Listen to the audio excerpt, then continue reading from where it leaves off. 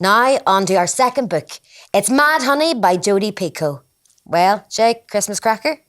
Definitely a Christmas cracker. Oh, good. Look, Jodi Picoult, she sells a phenomenal amount of books, 40 million books nationwide. She has a lot of books out there. And I've read a couple of them.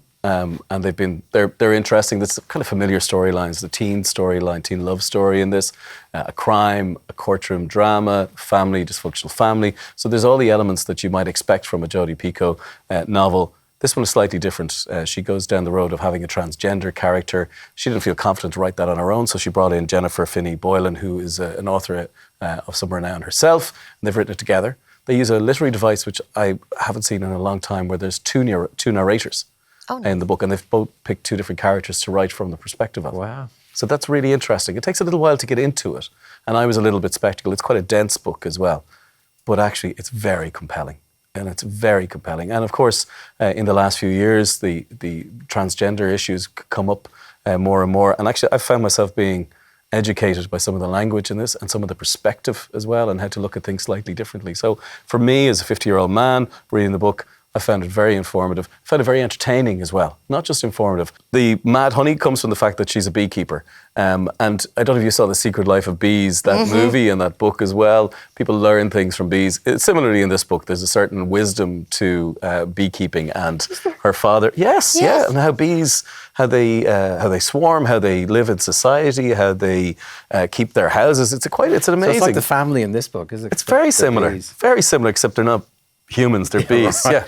So you learn a lot about beekeeping, bizarrely. Some very serious storyline to it as well, but there's a lovely narrative that goes through it. And I was a bit sceptical about the two narrators, but it works extremely well. So I would highly, highly recommend it. I really enjoyed it. I'm a great fan of hers anyway, so it's interesting to hear that she's upped it and joined with somebody else to write it, which is only right. Is that because the trans world is such a difficult world to write about, and then you can... Well, I would think so. Well, I wouldn't feel confident to write from that perspective of somebody who's a transgender character.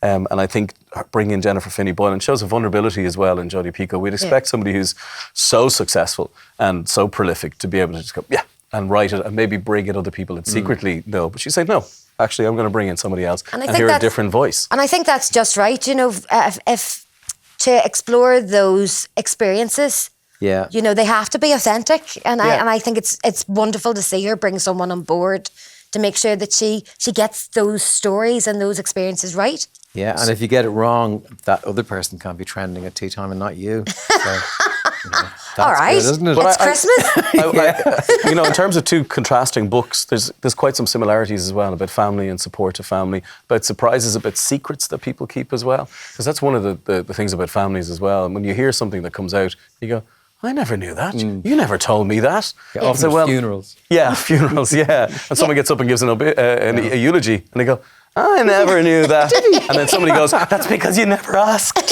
You never asked. Well, you're a parent of teenagers. I am, yeah. So did this book teach this stuff? It definitely did. It definitely did. There's a sensitivity and there's a language around topics as well that I'm just not familiar with and not comfortable with. And I'm learning all the time, and I'm trying to learn all the time.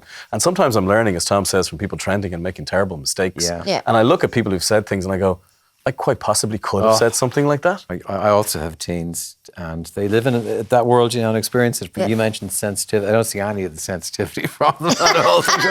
They're just teenagers. They go through all of it for a shortcut. I only hear sensitivity when I say something. Yeah. They make the jokes that would have us cancelled in a heartbeat. Yeah, but when I make a joke, I'm over. I hate to tell you, lads, this is a book show. It's not like a dad's self-help group. They read. Well, anyway, we'll leave it there. Yeah.